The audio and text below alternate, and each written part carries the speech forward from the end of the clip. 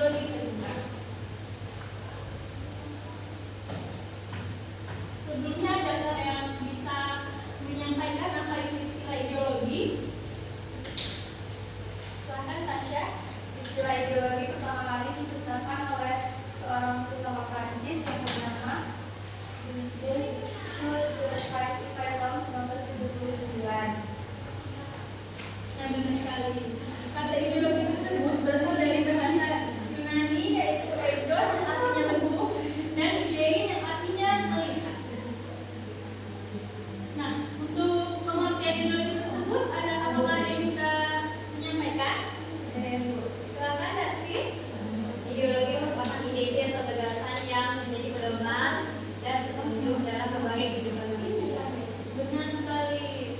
Nah, sifat ideologi dibagi menjadi dua. Yang pertama yaitu sifat terbuka. Nilai dan cita-cita. Yang pertama sifat terbuka. Nilai dan cita-cita tidak dipaksakan dan nilai itu diambil dari harta kekayaan rohani, moral dan budaya masyarakat. Dan yang kedua sifat tertutup, bersifat memaksa. Di mana sifat ini jika kita terapkan, rakyat akan tertindas, perkembangan rakyat besar dan proses doktrin secara otoriter. Selanjutnya, suatu ideologi dikatakan ideologi terbuka atau tertutup ketika memenuhi 3 syarat atau dimensi kekuatan ideologi. Yang pertama yaitu dimensi idealisme. Nilai-nilai dasar yang terkandung dalam Pancasila yang bersifat sistematis, rasional, dan bersumber pada filsafat Pancasila. Ini sudah jelas karena di dalamnya sudah bersumber pada filsafat Pancasila. Yang kedua ada dimensi normatif. Nilai-nilai yang terkandung dalam Pancasila dijalankan dalam suatu sistem norma Pancasila menjadi suatu fundamental norma, yaitu pokok kaidah negara yang fundamental pada filsafat Pancasila. Yang ketiga ada dimensi realistis, yaitu mencerminkan realitas kehidupan yang berkembang dalam masyarakat. Nah, untuk selanjutnya, Ibu meminta kalian membentuk menjadi 5 kelompok. Satu kelompok 2 orang juga nggak apa-apa.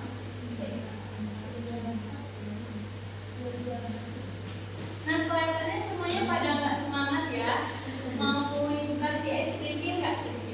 Boleh, Bu. Nah, tapi ikutin Ibu dulu ya. Nanti Ibu bilang semuanya harus diperhatikan.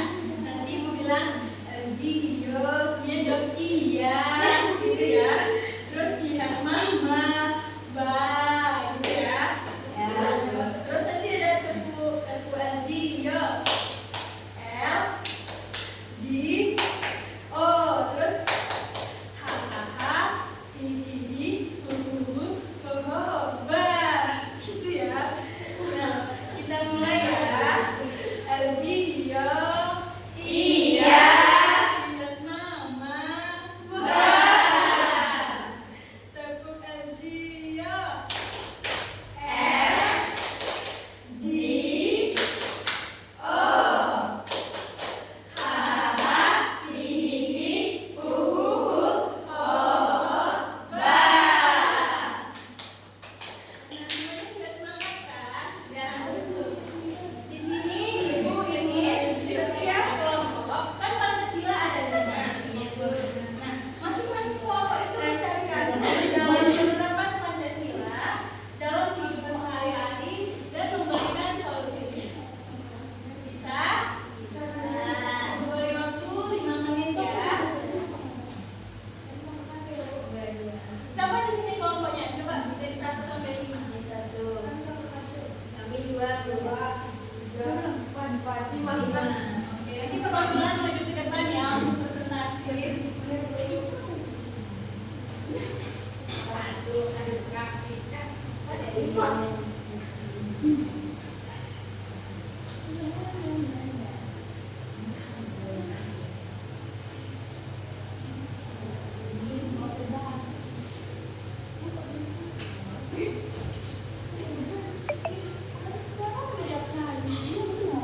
Bagaimana bisa? Bukan ada kendala.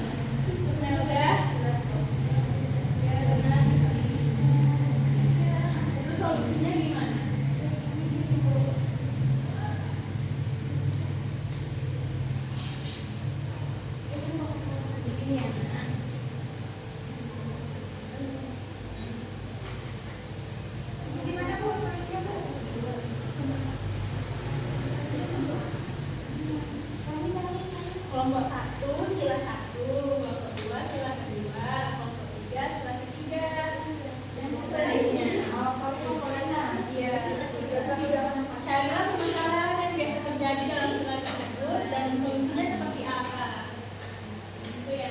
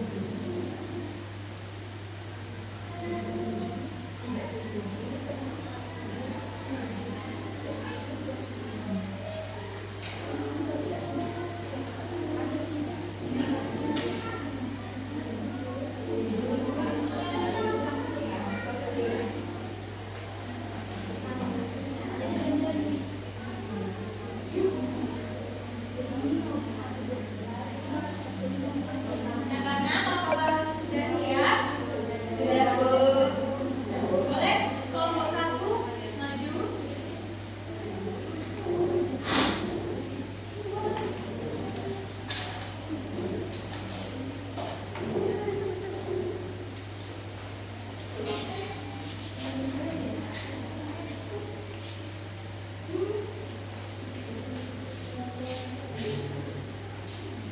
Baiklah, Assalamualaikum warahmatullahi wabarakatuh. Waalaikumsalam warahmatullahi wabarakatuh.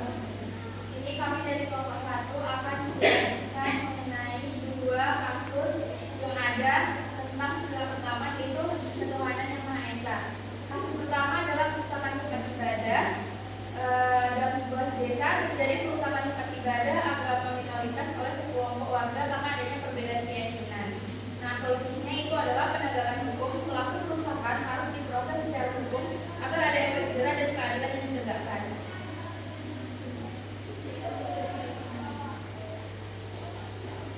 Yang kedua, tidak diperbolehkannya menjalankan ibadah. Seorang karyawan tidak diizinkan menjalankan ibadah sesuai keyakinannya oleh atasannya dengan alasan akan mengganggu produktivitas kerja. Hal ini membuat karyawan tersebut merasa haknya sebagai manusia beragama terabaikan. Solusinya, kebijakan yang mendukung kebebasan beragama. Perusahaan perlu membuat kebijakan yang memungkinkan karyawan menjalankan ibadah tanpa mengganggu pekerjaan, misalnya dengan menyediakan waktu khusus beribadah. Sekian yang dapat kami sampaikan. Wassalamualaikum warahmatullahi wabarakatuh. Terima kasih kepada kelompok 1. Berikan kelompok 1. Selanjutnya kelompok 3.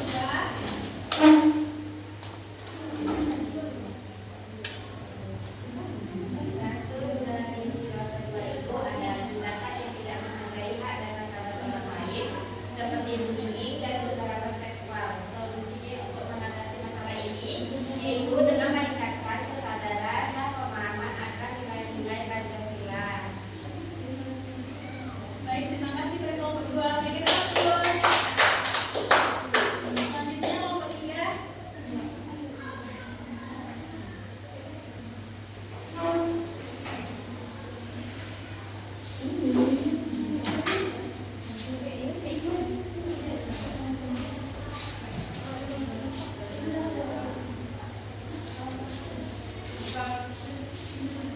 Assalamualaikum warahmatullahi wabarakatuh.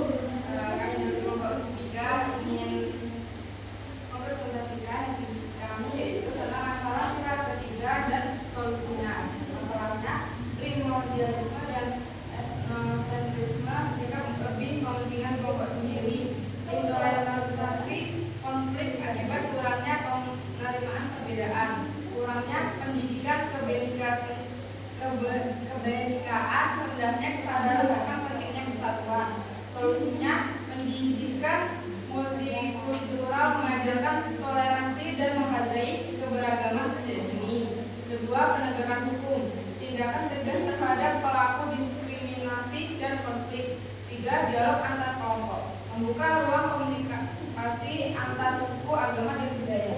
Empat, penguatan nilai Pancasila, sosialisasi aktif melalui pendidikan, media, dan masyarakat. Baik, terima kasih. Terima kasih kelompok 3. Berikan aplaus.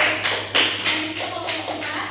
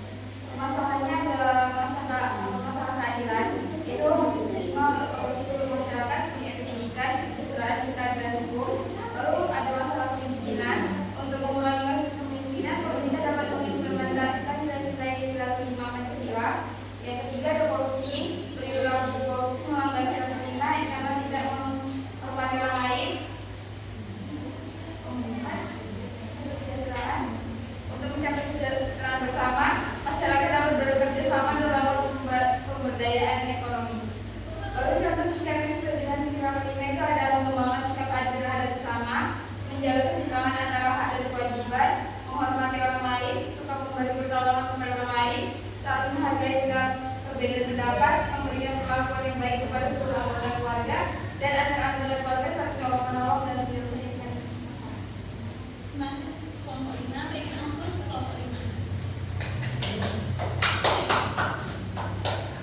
Nah, dari hasil diskusi tadi nampaknya semuanya sudah mengerti kan apa itu nilai-nilai Pancasila dan apa saja yang biasanya terjadi permasalahan pada sila tersebut. Nah, karena Ibu anggap semuanya sudah paham, sekarang Ibu berikan kuis siapa cepat dia dapat, dan bagi yang dapat Ibu beri bebasan pekerjaan rumah atau PR, dan yang dapat Ibu berikan PR. Tolong disimak ya pertanyaannya ya. Yang pertama, apa itu fungsi Pancasila? Silakan Silvi. Yaitu Pancasila digunakan sebagai pandangan hidup bangsa. Siap, benar sekali. Berikan aplaus pada Silvi. Yang kedua, nilai-nilai Pancasila yang tidak bisa diubah merupakan. Ya, silakan Putri. Yaitu nilai-nilai dasar. Ya, benar sekali. Selanjutnya, yang terakhir, siapa yang bisa menjawab? Mengapa Pancasila menjadi ideologi? Ya, silakan. Karena nilai-nilainya menjadi cita-cita normatif penyelenggaraan negara. Untuk itulah negara Indonesia bisa mewujudkan kehidupan yang berkemanusiaan, berkeadilan, berkerakyatan, dan berkebutuhan. Benar sekali, tepuk tangan untuk Yulun. Yang terakhir, ingat ya, ini yang terakhir. Apakah akibat jika negara tidak memiliki dasar negara? Siapa yang bisa? Silakan. Akibatnya sangat fatal karena negara bisa hancur akibat perpecahan dan konflik yang di masyarakat. Baik, terima kasih yang sudah berpartisipasi bisa menjawab kuis pada hari ini. Untuk yang tidak bisa menjawab, jangan berkecil hati, teruslah belajar dan jangan lupa. Jangan lupa kita besoknya juga bakal keuangan ya. Jangan lupa materi ini juga bakal masuk. Nah, sebelum menutup pembelajaran, Ibu minta salah satu untuk membacakan kesimpulan. Saya Bu.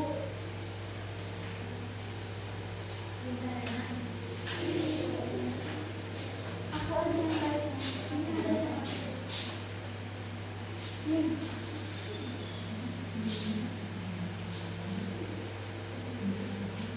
Sebentar ya anak.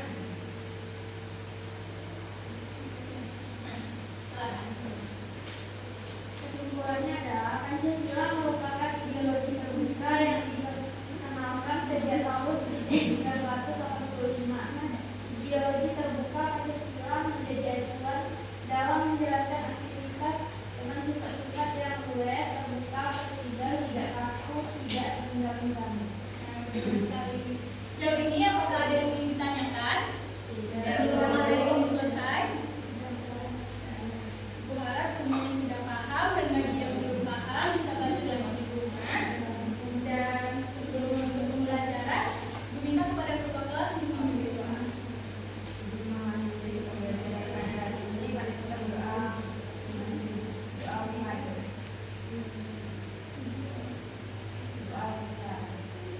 Baiklah, dengan memberi doa tadi, selesai juga pembelajaran kita hari ini. Untuk anak-anak semuanya, jangan lupa untuk minggu depan materi selanjutnya yaitu Pancasila sebagai